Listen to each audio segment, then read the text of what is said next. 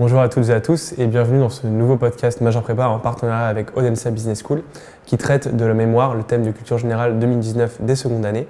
Je me trouve aujourd'hui avec Hélène Janin. Hélène, bonjour. Bonjour Dimitri. Hélène Janin, vous êtes sociologue, chercheur au sein d'Orange Lab et vous travaillez notamment sur les problématiques du lien entre le corps et la technologie ainsi que sur l'intelligence artificielle.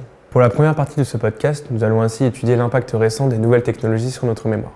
Celui-ci est en effet considérable, d'abord parce que la révolution numérique a fait rentrer l'homme dans l'ère de l'hyperinformation, ensuite parce que toutes ces technologies à notre disposition agissent comme une véritable excroissance, voire un substitut de notre mémoire naturelle.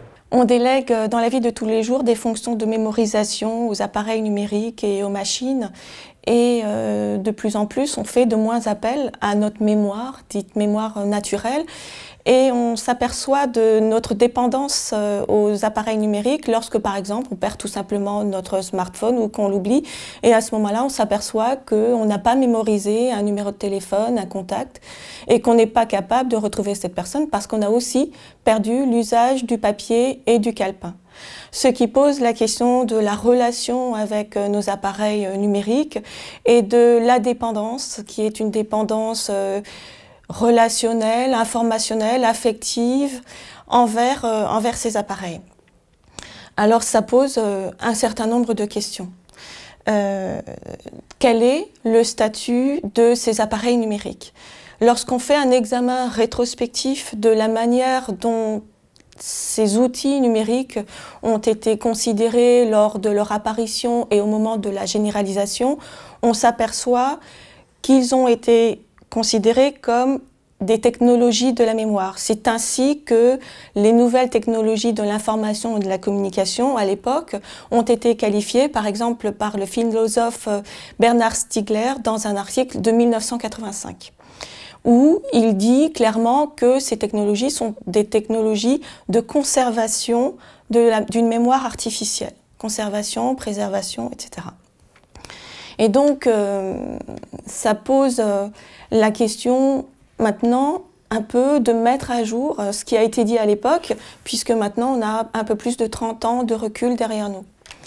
Alors, il est absolument indéniable que nous avons aujourd'hui une écologie technologique, puisque nous sommes entourés de tous ces appareils numériques qui communiquent avec nous par l'échange de données, qui communiquent avec notre corps par cet échange de données, appareils qui communiquent les uns entre les autres et qui communiquent aussi avec leur environnement.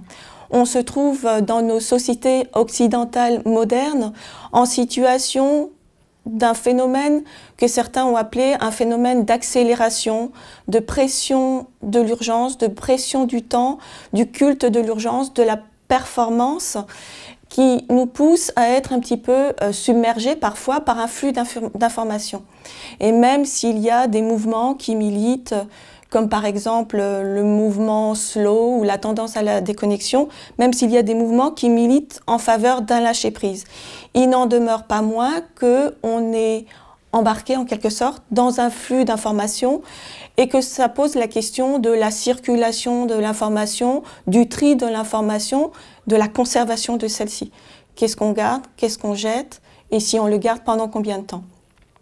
Donc ça pose aussi la question de la capacité de l'être humain à faire face à ce flux continuel d'informations, à le comprendre et éventuellement à le mémoriser.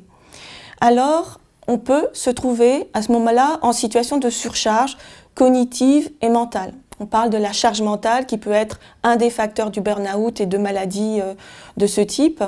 Dans ce cas, ces appareils peuvent apparaître comme une aide précieuse puisqu'on va pouvoir se décharger d'eux, donc d'une partie de fonction de mémorisation.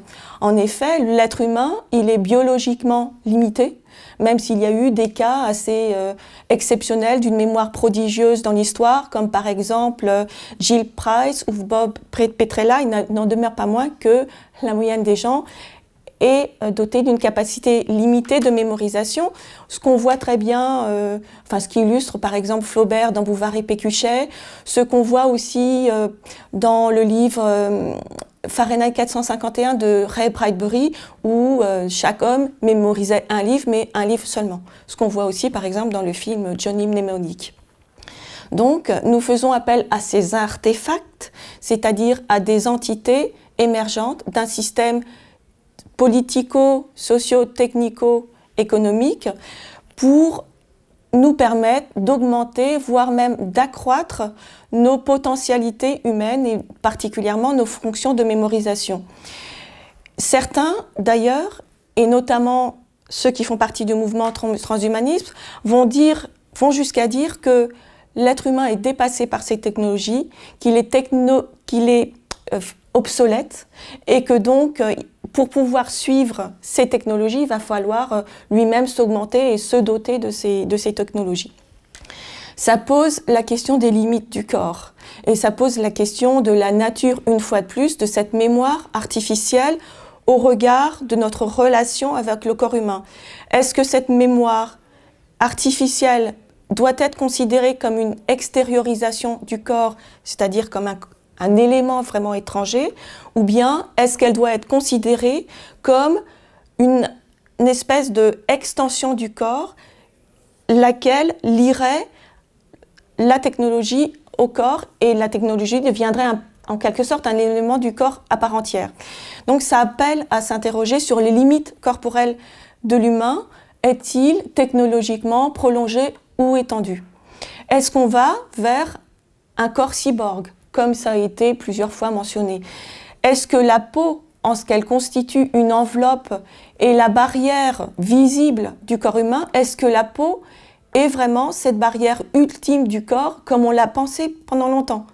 Or, depuis déjà les années 1990, avec notamment Donna Haraway, dans son manifeste cyborg, celle-ci posait la question de se demander, mais finalement, le corps s'arrête-t-il à la peau?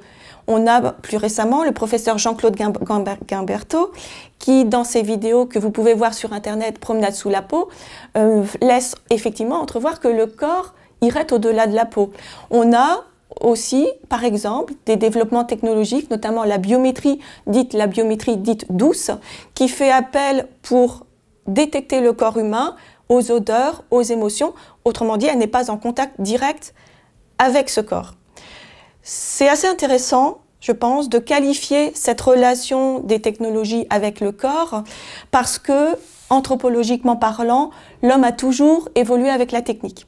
C'est par exemple ce qu'a considéré l'historien André Leroi-Gourhan, qui considérait que l'humanité a toujours évolué conjointement avec des outils et qu'en fait, il a toujours été prothétiquement, en quelque sorte, augmenté.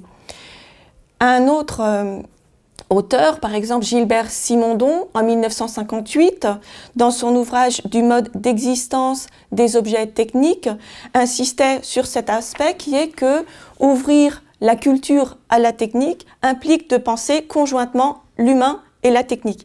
Il n'a pas lieu de dissocier les deux sont conjointement liés et il y a eu une espèce de coévolution et d'influence réciproque de l'un sur l'autre. Et d'après lui, la technique permet même à l'homme de faire apparaître des potentialités qui, sans cela, n'apparaîtraient pas. Donc, il ne faut pas dresser cette opposition entre l'homme et la machine. En revanche, dit-il, il faut connaître ce qu'il y a dans la machine, il faut comprendre son fonctionnement, sinon l'homme pourrait être aliéné. Il pourrait y avoir une espèce d'emprise, en fait, de la technologie sur l'humain. Donc, cette idée d'une coévolution entre l'humain et la technique a donné lieu à la notion de symbiose, notion qui a été empruntée à la biologie. L'humain devient progressivement dépendant de la technologie et développe avec elle un lien intime de codépendance et de mutuelle influence. Donc cette approche symbiotique, elle considère que la technologie est en quelque sorte un prolongement naturel, ou en tout cas culturel, de l'humain, et que cette idée de la technologie avec l'humain repose sur l'idée d'une proximité forte et que ça donne lieu à des notions comme par exemple l'interface cerveau-machine et à des écrits de Ray Kurzweil notamment. Donc en fait on répond là un petit peu à cette question de la relation entre l'humain et la machine. Et justement dans la seconde partie de ce podcast, nous allons voir que les technologies affectent jusqu'à notre mémoire corporelle. De quoi réconcilier le thème de culture générale 2019 et 2018. Merci Elena et à bientôt pour un nouveau podcast.